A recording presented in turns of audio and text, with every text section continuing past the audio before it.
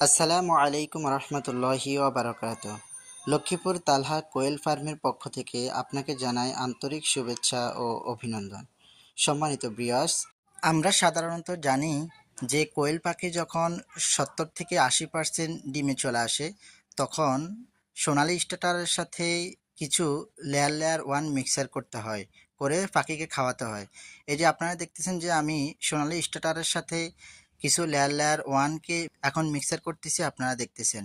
এই মিক্সার করে যখন আমি পাখিকে খাওয়াবো, তখন আমার পাখি প্রায় 80 থেকে 90% রেগুলারলি ডিম দিবে এবং পাখির শরীরের গ্রোথ ভালো থাকবে, আর পাখিগুলো তেমন অসুস্থ হবে না।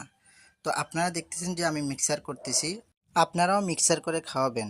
অনেককে দেখা যায় যখন তার পাখি 70 থেকে 80% ডিমে চলে আসে, তখন সে শুধু লেয়ার লেয়ার ওয়ান খাওয়ায়।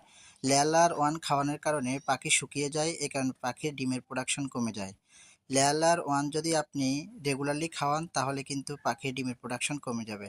এই কারণে আপনি সোনালী স্টার্টারের সাথে এভাবে লেয়ার লেয়ার ওয়ানকে মিক্সার করে তারপরে পাখিকে খাওয়াবেন।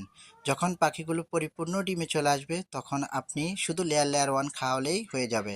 তাহলে ডিমের প্রোডাকশন ভালো পাবেন এবং আপনার ব্যবসায় লস হবে না, অবশ্যই লাভ হবে।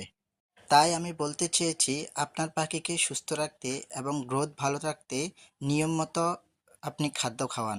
তাহলে আপনার পাখি সুস্থ থাকবে এবং গ্রোথ ভালো থাকবে, ভালো ডিম দিবে। তো সম্মানিত ভিউয়ার্স,